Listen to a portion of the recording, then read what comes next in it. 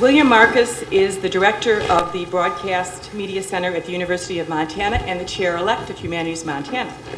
He's also an avid reader and an excellent interviewer, and he will pilot this conversation with Grand Masters James Lee Burke and Rick DeMarinis. Thank you.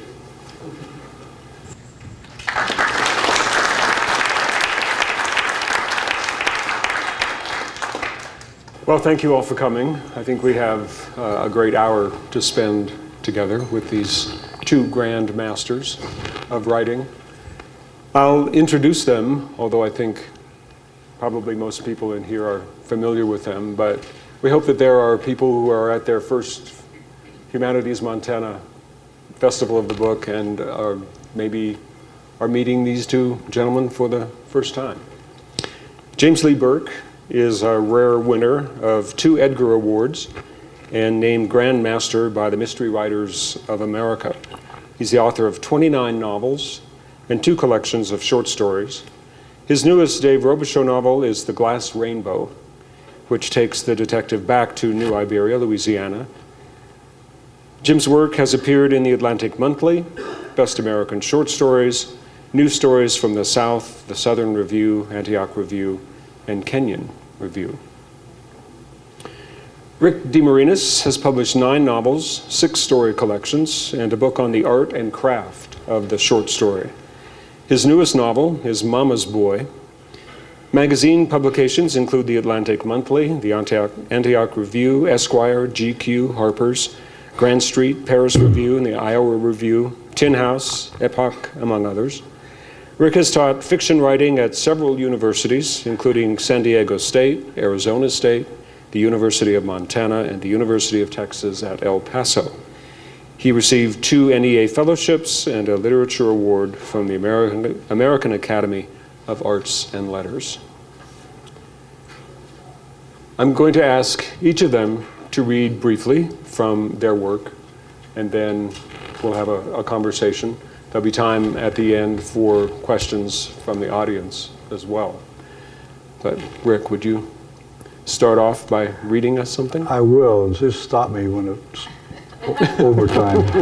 Okay, I'll time you. Just say cut. I'll explain a little bit. This is a novel about a kid who is overprotected by his parents, and so to escape them, he runs off to the Air Force. Gus Repo joined the Air Force to get away from his doting parents, but they followed him to basic training in Texas and then to technical school in Mississippi. They rented hotel rooms and moped outside the gates of Lackland Air Force Base near San Antonio and then Keesler Air Force Base outside Biloxi, Mississippi. When Gus got a weekend pass, they'd pick him up in their new 1957 Buick Roadmaster and take him to dinner in a cloth napkin restaurant. "Are they treating you decently, Gussie?" his mother Flora said. She was sick with worry and disappointment. Her handsome blue-eyed boy looked thin and wan. His father, Fillmore Dante Repo, called FDR by both Gus and Flora, said, "You look like a beach cadaver, Gussie. Don't they give you proper food? Is starvation among the disciplines they teach?" "Mommy, I don't think he's getting the proper nutrients." FDR and Gus have been calling Flora Mommy since Gus was a toddler. Flora and Gus have been calling Fillmore FDR since the war ended, even though Fillmore was a staunch Republican. FDR and Flora, both heavyweights, dwarfed Gus. His unexceptional body made them uneasy. FDR sometimes wondered how a man of his height and heft could have sired this runtish assemblage of skin on bone. He'd look at Flora with an unaskable question in his eyes, and she would laugh and say, "But he's young, he's a pup, he has years to fill out his frame." They regarded him in silence at these times, each from their own uneasy perspective. Gus was a disappointing 5 feet 6 inches and 118 pounds. FDR and Flora were twin hills of loving and protective flesh. Gus, the thin shadow between. When he enlisted, his muscles were smooth without definition, but now his once undetectable biceps were mapped with veins and strung with cords of visible sinew. He was stronger than he'd ever been. He could do 75 push-ups, 50 chin-ups, and an indefinite number of sit-ups. He didn't count his sit-ups, he timed them. A half hour to 45 minutes was typical. Once, while daydreaming after a barracks inspection, he did sit-ups for an hour and a half. He ran faster and longer with backpack and carbine than he once could in sneakers and gym shorts. In technical school, he learned how to climb and then lash himself to the steel framework of 100-foot radio masts while making practice repairs. He did this once during a tropical storm. He'd pulled himself through and around high-voltage cables, avoiding electrocution, tool belt swinging from his hip. A 45-knot wind was gusting to 60, and it tried to pull him free of the lanyard that held him to the mast. Bullets of rain stung his face and arms. For this, he received Trainee of the Week award. On another occasion, he ascended through dense fog to find himself isolated in a soundless region above the top surface of ground-hugging clouds and under the clear blue sky of the Mississippi Gulf Coast.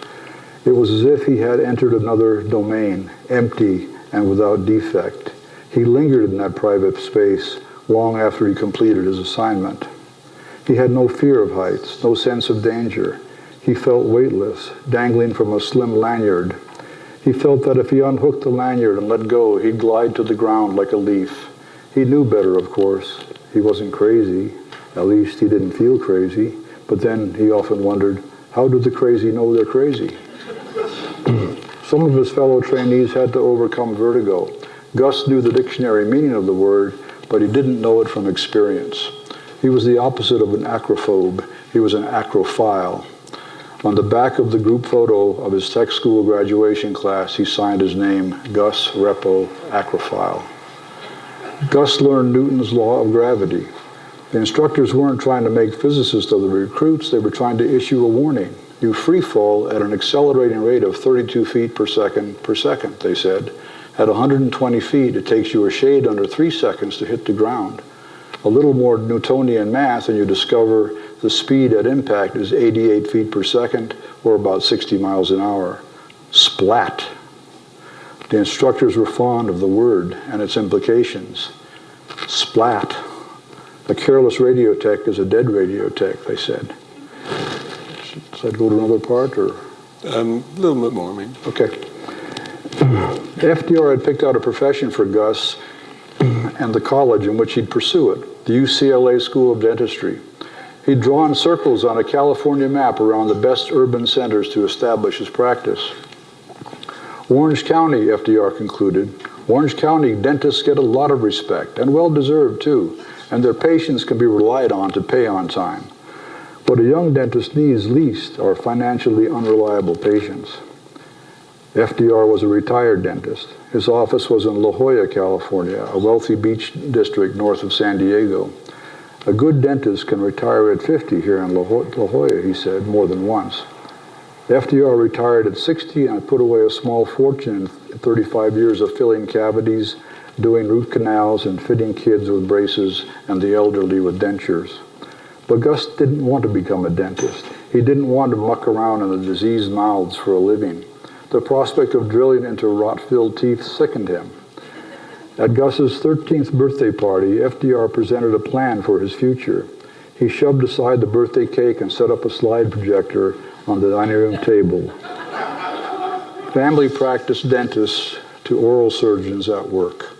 How bridge work was made, how the amalgam was mixed and inserted into drilled out cavities, how Novocaine was injected into the gums, how screaming children, having caught sight of the needle and drill, were calmed by the dental assistants' mothering clucks and coos.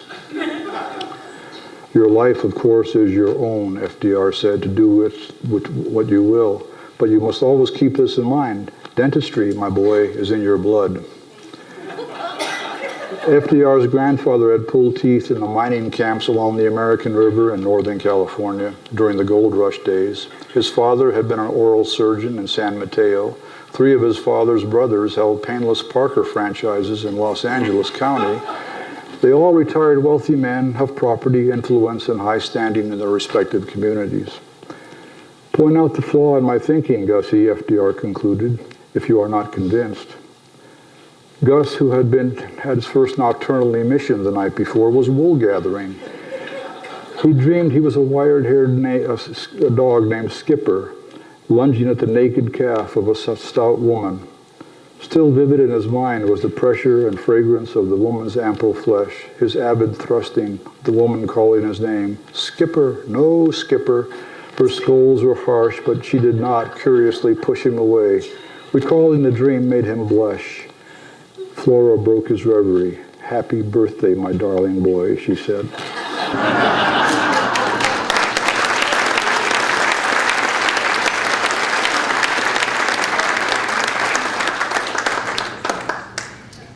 Jim, could you read for us, please? This novel, The Glass Rainbow, is narrated by a fictional character by the name of Dave Robichaux. And as William mentioned in his kind introduction, he lives in my family's home of New Iberia, Louisiana.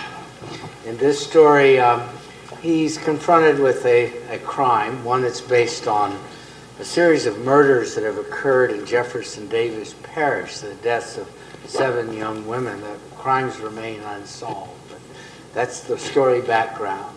The room I'd rented in an old part of Natchez seemed more reflective of New Orleans than a river town in Mississippi.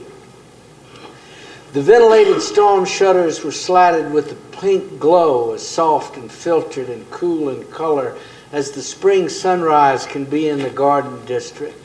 The courtyard outside touched with mist off the river, the pastel walls deep in shadow and stained with lichen above the flower beds, the brick walkways smelling of damp stone, and the wild spearmint that grew in green clusters between the bricks. I could see the shadows of banana trees moving on the window screens, the humidity condensing and threading along the fronds like veins in living tissue. I could hear a ship's horn blowing somewhere out on the river, a long hooting sound that was absorbed and muted inside the mist, thwarting its own purpose. A wood-bladed fan revolved slowly above my bed, the incandescence of the light bulbs attached to it reduced to a dim yellow smudge inside frosted glass shades that were fluted to resemble flowers. The wood floor and the garish wallpaper and the rain spots on the ceiling belonged to another era, one that was outside of time and unheedful of the demands of commerce. Perhaps as a reminder of that fact, the only clock in the room was a round, wind-up mechanism that possessed neither a glass cover nor hands on its face. There are moments in the deep South when one wonders if he has not wakened to a sunrise in the spring of 1862. And in that moment, maybe one realizes with the guilty pang that he would not find such an event entirely unwelcome. At mid-morning inside a pine-wooded depression not far from the Mississippi, I found the man I was looking for. His name was Jimmy Darrell Thigpen, and the diminutive or boy-like image his name suggested, as with many Southern names, was egregiously misleading.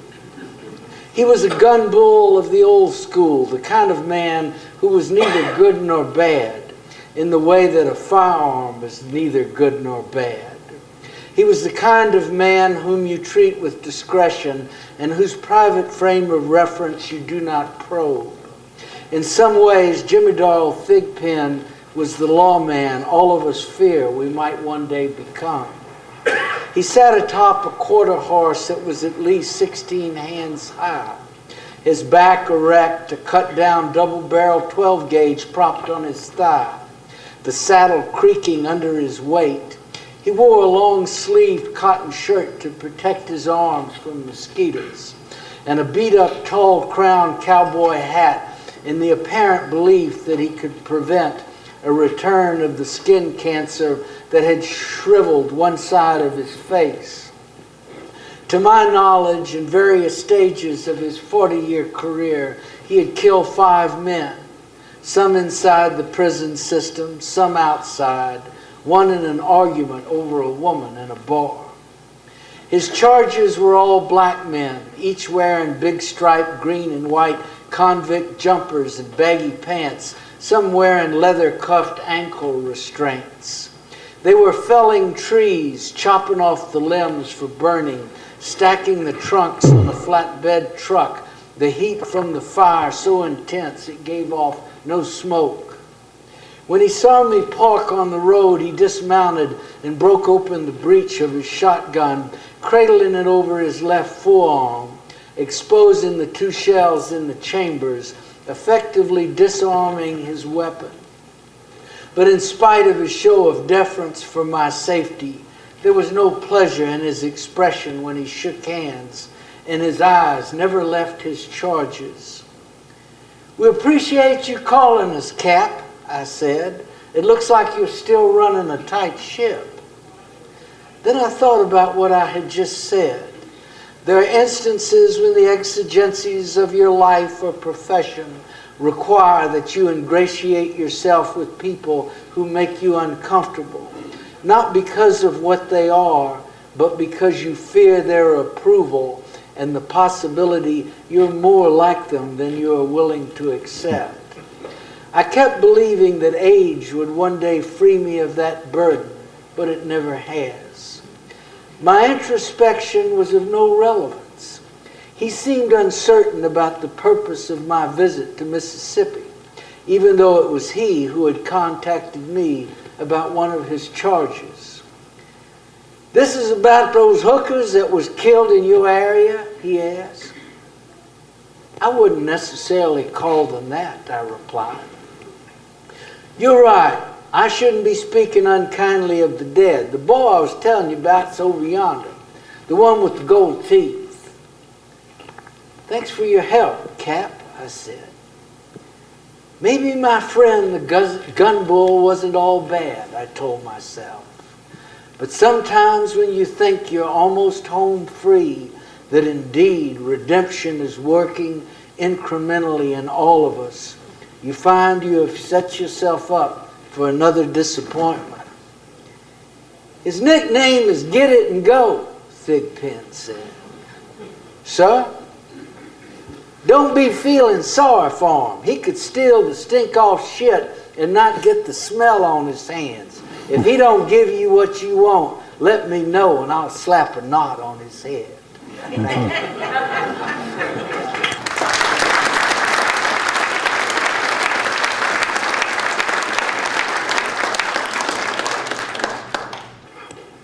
I'd like to talk about a couple of things in particular. One is writing itself and how you do that. The second is maybe a more about the development of characters. I was listening to Garrison Keillor's Writer's Almanac on last Monday, and it was Ann Tyler's birthday, and he said that Ann Tyler gives very few interviews because she finds that when she talks about writing and talks about how she writes, then she can't write. And I know that I've interviewed both of you for the radio, and you've been very generous in talking about it. So I thought I would take a different tack, and I once interviewed a musician, a jazz musician, and I was trying to get him to talk about how the music happened. And I said, "Well, you know, what do you guys talk about in the music?" He says, "We don't talk about music. We play music." And I wonder that when grandmasters get together, when writers who are established and recognized and confident in their craft as you are, do you talk about writing? Or do you just know that you are able to do it and you don't think that you need to share it with each other? Who goes first?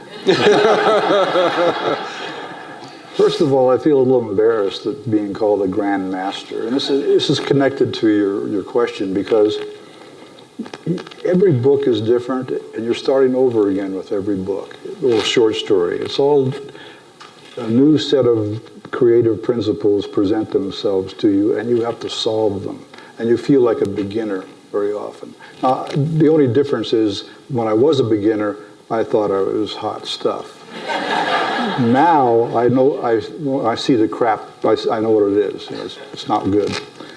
So you become a better critic. I think that's maybe the most appropriate development toward grand mastership. It's always difficult. For me, it gets more difficult the older I get, and yet somehow I think the writing gets better too.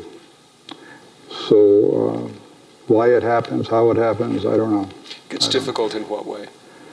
Oh, just putting one word after another, you know.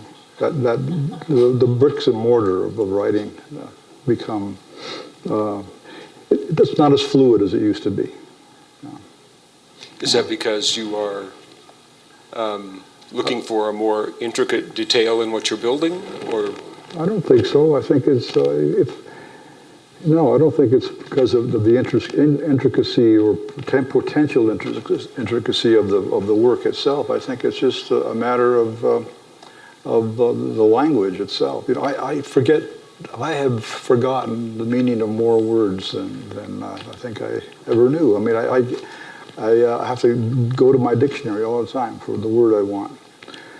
On that level, it's difficult, but no, the creative part is difficult too, and I expect that's normal. I don't think that's exceptional. I think, although my friend here, Jim Burke, he's a dynamo. He just pours out the stuff, a book a year practically. I don't know how he does it. I want a blood transfusion from you.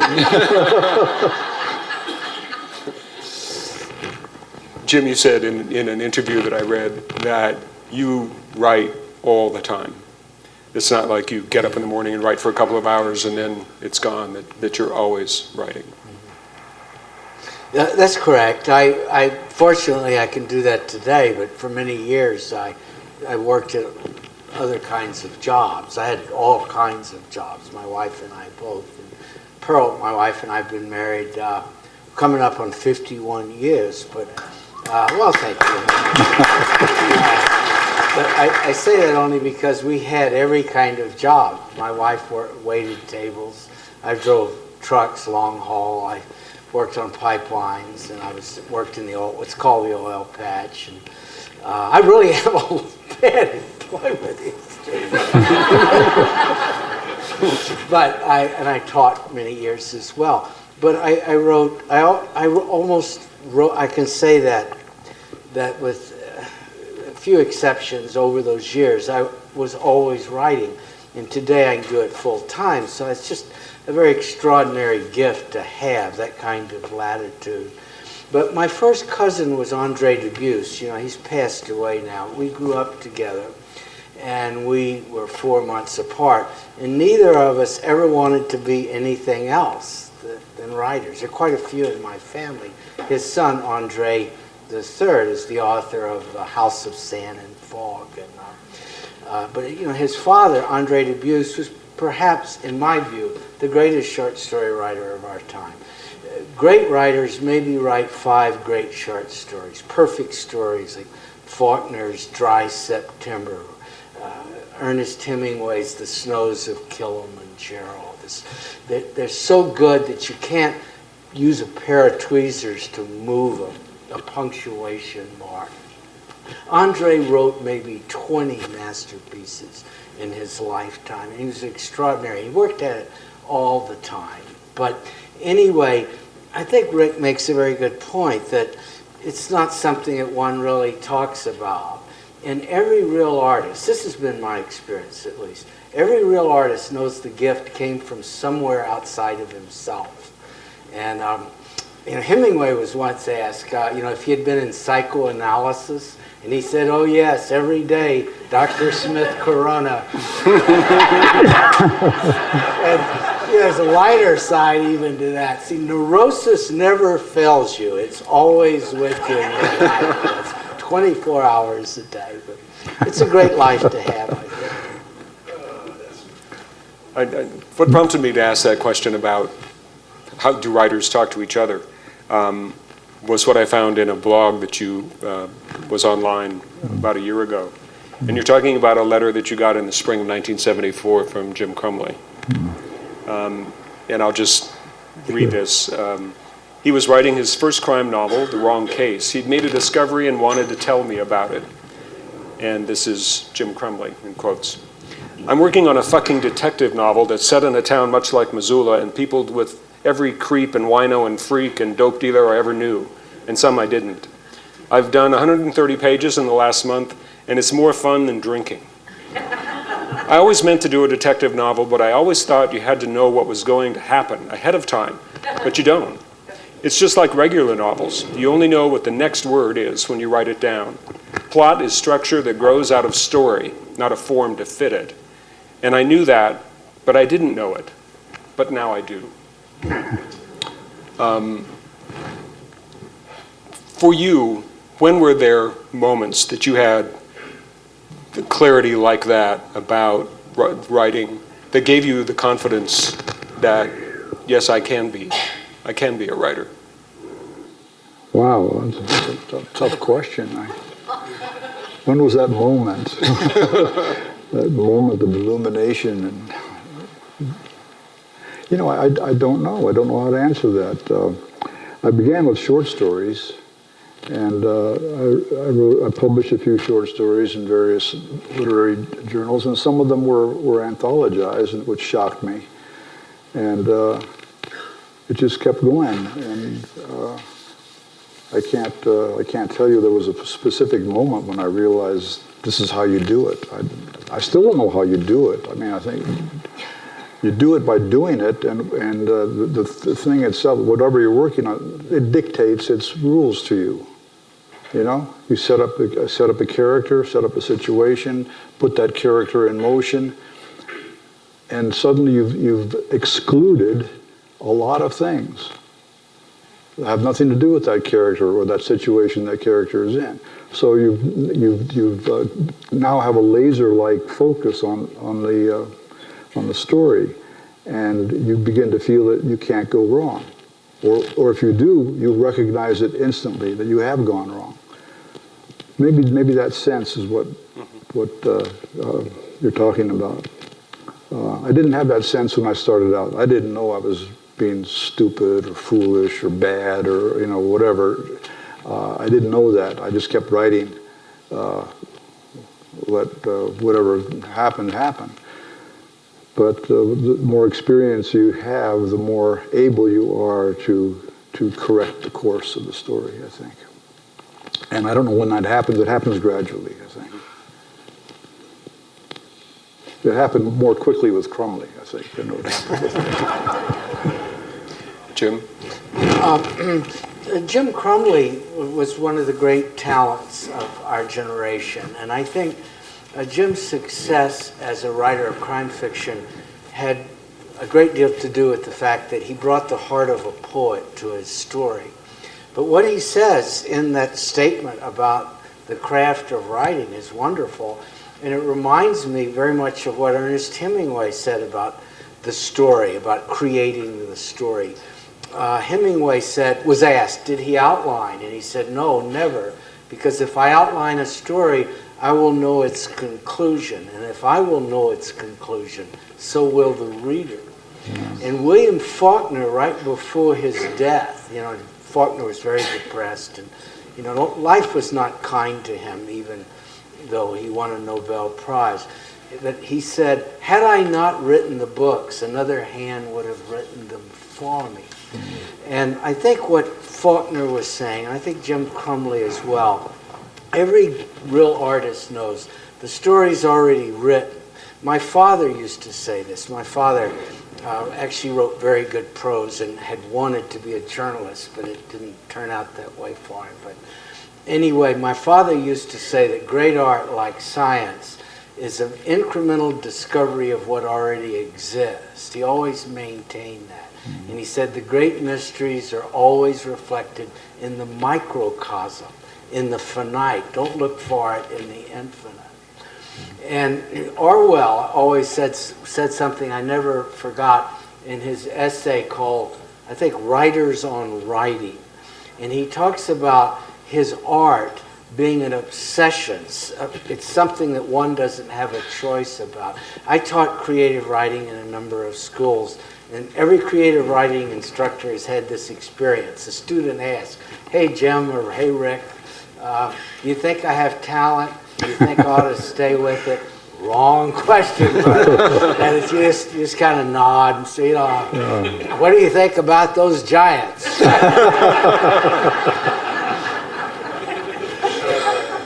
Because Annie Proulx was talking about rodeo riders once, and she said, "This is a bunch who, if they didn't make money to do it, they would pay to do it." Are both of you saying that plot doesn't matter to you as writers, that it's kind of an artificial construct? Or do you need it to a certain extent to know where you're going? I think you discover plot as you move along. Mm-hmm. You sort of know what's you begin to understand exactly where the story is going, and then you give yourself a pat on the back, says, "That's my plot, I figured it out." But to put a story on a pre-existing plot, I don't know, that's I think that's deadly for the story itself. I think that most stories, most really good quality fiction is character-driven. You like the character. You want to follow that character's progress through the world and all the dangers therein. And once you get that character moving in that direction, you've got your plot. That's the plot. That's the way I feel about it anyway. Otherwise, the artificial concept of plot is, I think, a very poor way to go about writing. Well, then let's talk about character. In your book and the portion that you read for us, you talked about how do the crazy know they're crazy. And for me, how much do you let the character know about themselves in your mind so that they still will be interesting to you?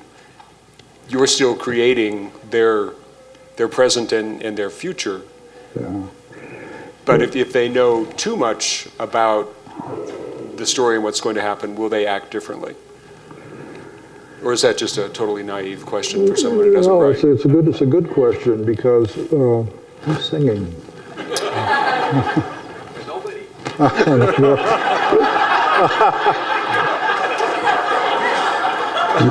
You recognize good song when you hear it. Yeah.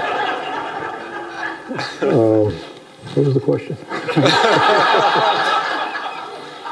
It was about character and how much self-awareness a character has. Right.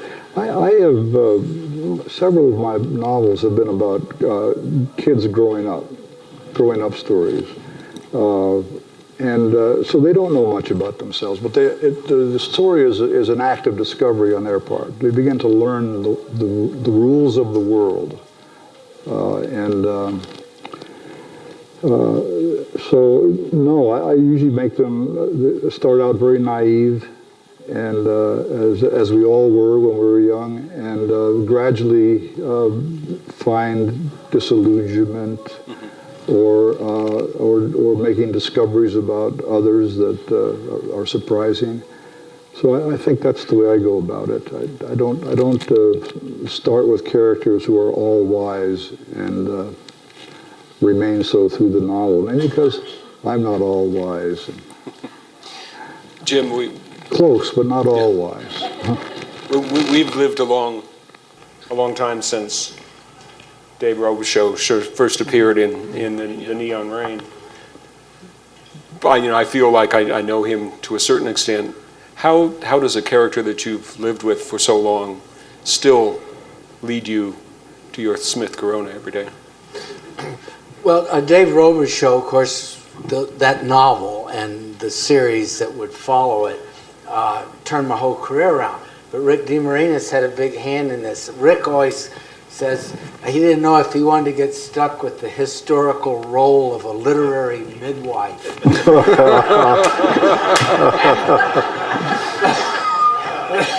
But I had a peculiar career. I have had a peculiar career. I had a lot of success early, and then 13 years when I couldn't sell ice water in hell. And it was really discouraging.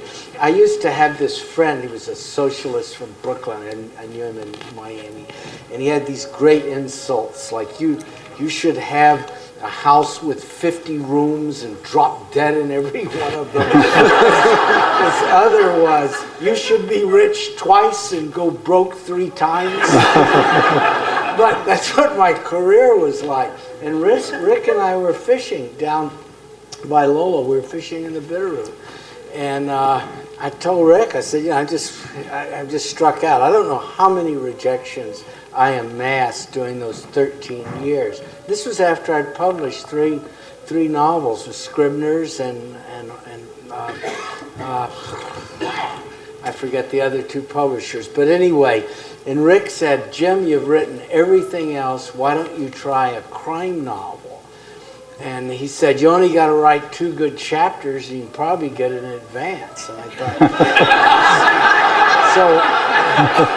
so Pearl and I and our daughter Alifair went about 3 days later to San Fran, and I went to the City Lights bookstore, Ferlinghetti's old beat bookstore. Jack Kerouac's hanging out, and I bought one of those yellow legal pads, and I walked down to an Italian restaurant. It's an outdoor cafe right across from a Catholic church here. It's just a beautiful ambiance. And I started writing the first chapter of The Neon Rain in Longing, and I knew it. I sent it to Charles Willeford, my old compadre back in Miami. And Charles said, I think you really have something extraordinary here. He gave me some advice. But anyway, the point I was making is that I was very fortunate, I think, in my earlier life because I met many interesting people. I was a social worker on Skid Row in Los Angeles, and I did work in the oil field. And I knew that generation of people who came out of the Second World War. Anyone who ever worked on a pipeline or in the oil field knows this. No one has last names. They don't even have first names. They all have initials. RC, WT, WJ, JW. If the father was creative, and couldn't quite think of anything else. But the point is, all these antithetically mixed people eventually became characters in my work. And again, I was always a great admirer of 3 great English writers. 3 greatest English writers, I believe, were William Shakespeare and Keats. But maybe Chaucer had a greater influence on me. Not because of the iambic pentameter in his work, but instead his characters. He had this kind of Renaissance humanistic view of his fellow man. And that's where the great story lies. It lies in the people around us. Tennessee Williams put it this way once. The most interesting people, the bravest, the most complex, those who are most stoic during adversity are those who are so forgettable you cannot remember what they look like 5 minutes after they walk out of a room. It's the person standing next to you in the grocery line who's the real gladiator. Always. They're the ones who have the great stories. Every newspaper reporter learns that. There's this great character introduction in your book. I have the manuscript. Don't have the book yet. By the way, both of these men will be signing their books out in the lobby after we're done here. But here's a person that first appears to Gus Repo. A heavy man in a wrinkled suit had taken the stool next to Gus. An ebony cane with an ivory handle leaned against the bar next to him. The man's nose was mapped with gin blossoms. His doughy ears sagged from his fleshy skull like chewed biscuits. One eye was blue, the other milky gray. The milky eye seemed more startled than blind, as if its sole purview was impending calamity. If you were artists, visual artists, and you were in one of those quick draw sessions where you had to sit down and in 5 minutes draw a painting or a sketch, turn that into a character, and someone said, I want you to invent a character in 5 minutes, where would you go in your research, in your history? Would you go to the person who's standing next to you in the grocery line? What elements do you put together to so quickly bring together a picture of somebody? Jim. You said I was just going to say that I've long been an admirer of Rick's fiction, and particularly his ability to describe his characters. And I don't want to take away Rick's humility by flattering him, but I've always thought, and I say this on many occasions, that I think Rick has the greatest versatility, the most versatile talent of any writer of our generation, because he writes in different genres with such facility. The reader thinks this is the only kind of writing Rick has done, science fiction or satire, black humor. And of course his forte, in my view, has been the adolescent story, the initiation story. And this new novel of Rick's is a masterpiece. It's the one titled Mama's Boy. I always thought Rick's best work was The Zinc Penny. It's just an extraordinary accomplishment. But this one is even better. It's just a remarkable piece of writing. Not only because of the style in which the work is written, it's because I think that Rick, as all great writers, sees the story of every man around us every day. That's where the great drama always lies, not in the extraordinary. And we meet characters who remind us of ourselves. I remember in Faulkner's Nobel Prize acceptance speech, what he was really suggesting ultimately is that the story we're interested in, what he called the verities of the human heart in conflict with itself, is the story that ultimately draws us back into ourselves. We watch Hamlet on stage today, 400 years after the play's creation, not because we want to learn about Elizabethan England, it's because we want to learn about ourselves. That's the mark of the good writer.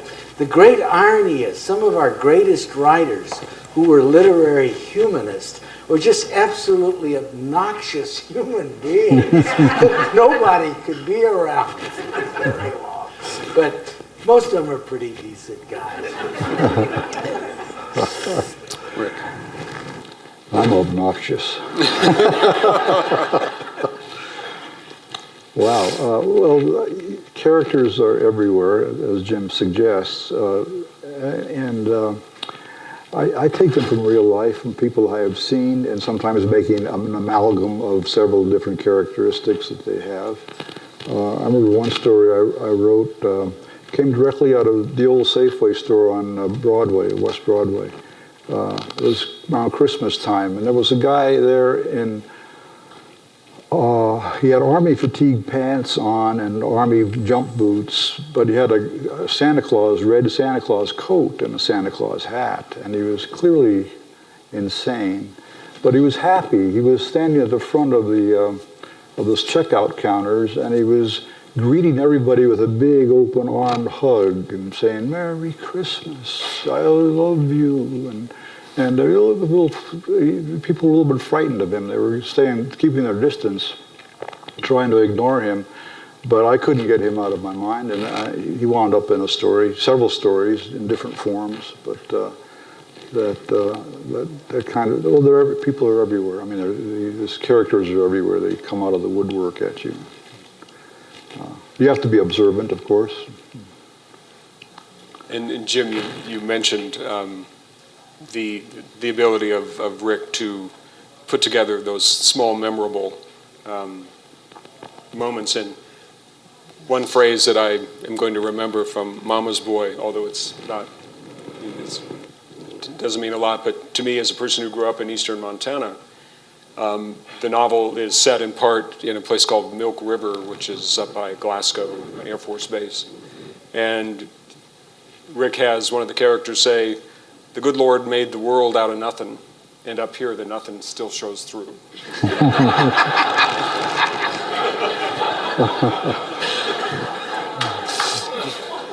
That's the high line. Are there questions that you have? Lois. I'd like for you two to answer a question that you didn't answer earlier. Do you talk to each other about your writing? I know the story of Proust and James Joyce, who when they finally met as very old men, everybody was just waiting with bated breath to hear what they had to say to each other about genius literature. And they talked about their ailments.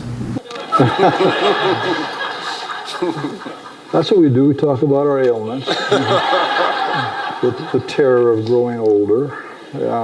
No, hardly ever about writing. I don't think it's somehow not appropriate to talk about the nuts and bolts of writing itself. I mean, we've been through all that, and it's kind of pointless to talk about such things, I think. Is that right, Jim? Absolutely. I've never known writers, any real writers, who talk about writing with other writers. I've never seen it happen. Oh, the other thing, how do you get an agent? How we make mistakes, like, getting involved with people who make films and stuff. really like, I mean, it's a lot of fun, but it's, so is wrapping your head in tinfoil and sticking it in a microwave.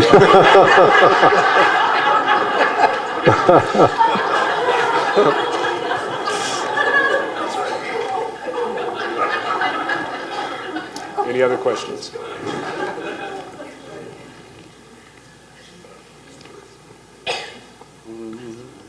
What advice would you give to new writers? Do it. Keep doing it. My advice to writers is don't do it if you don't have to do it. Don't do it unless not doing it makes you want to stick your head in the oven. And that's pretty much it. It's a tough life. It's not as tough as the actor's life. Try to be an actor, and try to get a job acting someplace. Where are you going to go? So, writers at least have small magazines they can publish in, and now and then someone will publish a novel. Some writers even publish themselves. It's through self-publishing, and that's worked out for some of them. But an actor can't self-publish. An actor can't create a play and get on a stage all by himself. And it's just, it's horrible. So acting, but writing is tough too, and I would suggest you not do it unless you have to do it. I mean, if you just want to do it for making money, I guess that's a possibility, but that's just not realistic. You begin for love of the craft and love of characters and the compulsion to keep creating. I think that's pretty much it. You have to have that obsessive nature. Do you have anything to add to that? Do you have anything to add to that? Well, I think Rick said it all. A person does it out of the love of writing or his art, whatever the medium might happen to be. But if a person writes for money, he would never make any, in all probability. And I wouldn't do anything that hard for money. That's what it really is. A lot of things that are a lot easier to do. But think of it this way. I was very fortunate. I learned a lot of lessons when I was younger. And I was only 20, and I worked offshore 10 days on, 5 days off. And I really wanted to be a published writer. And I'd write when we're back on shore. And I had a rented mailbox, and I'd put everything in the mail. And my rejections would be waiting for me when I got back to land again. But I formed a habit back then. In fact, I made a rule for myself, and I've never broken it in all these years. One rule only. You write it as well as you can, and when you're finished with it, you're finished with it. You put it in the mail, but it never stays home more than 36 hours. I give myself a day and a half to have it in an envelope and out somewhere else. It's like shooting craps. You just keep rolling the dice.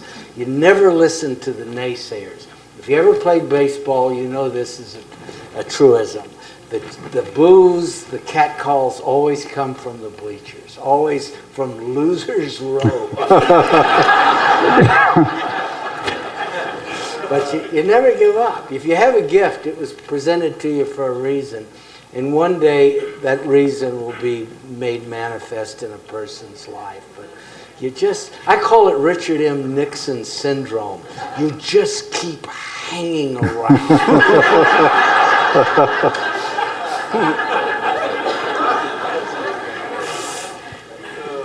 When I read, I like to find things that I think have connections, and maybe they don't, but maybe they do. And so I'm just going to read these two sections, and you don't have to tell me if I'm right or wrong. But Jim Burke's novels are known for not only for their wonderful stories, but also for their settings in Louisiana and the South, and his depictions of that atmosphere there. And here's the first paragraph of Neon Rain. The evening sky was streaked with purple, the color of torn plums, and a light rain had started to fall when I came to the end of the blacktop road that cut through 20 miles of thick, almost impenetrable scrub oak and pine, and stopped at the front gate of the Angola Penitentiary. The anti-capital punishment crowd, priests, nuns in lay clothes, kids from LSU with burning candles cupped in their hands, were praying outside the fence. But another group was there too, a strange combination of frat boys and rednecks, drinking beer from styrofoam coolers filled with cracked ice. They were singing "Glow, Little Glowworm," and holding signs that read, "This bud is for you.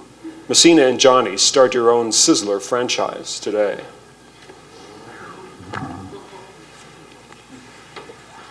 This is from Mama's Boy. Gus got on a plane in Gulfport, Mississippi.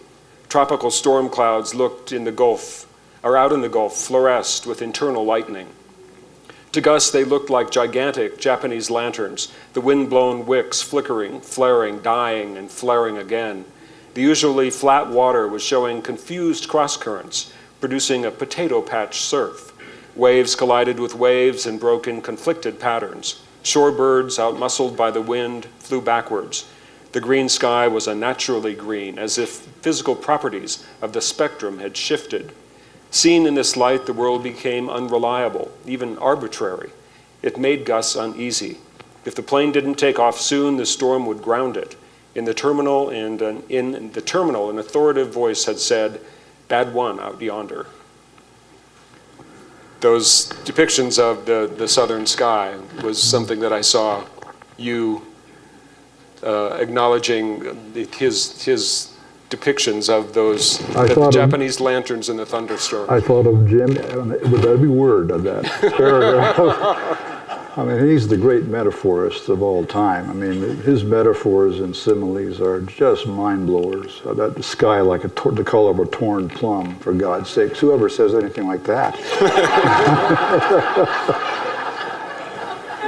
I want to thank both of you for the time today. And remember, they're both signing their books out in the lobby. Glass Rainbow is a wonderful, pivotal novel in the Dave Robichaux series. And Mama's Boy is filled on every page with things that will make you chuckle, make you marvel at the ability of Rick to just turn a phrase, turn a particular characteristic detail that you imagine him sitting there and doing that to satisfy himself.